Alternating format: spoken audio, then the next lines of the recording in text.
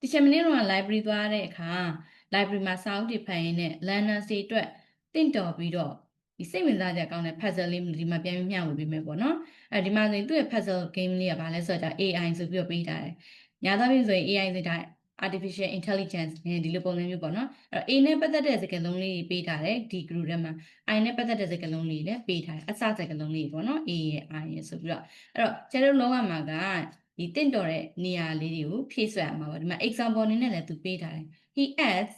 ပြီးတော့ဒီနေရာမှာဆိုရင် he knows everything အဲ့တော့ A နဲ့ပတ်သက်တာဒီမှာဆိုကျတို့ as ကိုထည့်လိုက်မယ် I နဲ့ဆိုအစဆိုရင် if ကိုထည့်လိုက်မယ် as if ဆိုရင်ဒါ that makes sense ပေါ့နော်အဲ့တော့ he adds as if he knows everything ဆိုတော့သူသိတယ်လို့မျိုးအရာရာတိုင်းကိုသူသိတယ်လို့မျိုးပုံစံဖမ်းနေပေါ့ပုံလုပ်တယ်ပေါ့အဲ့ဒါဆိုရင်ဒီ sentence လေးကပြည့်စုံသွားပြီ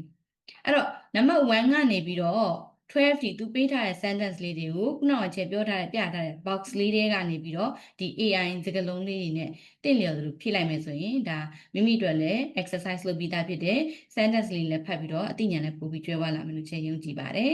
Okay, thank you so much and I'll see you in the next video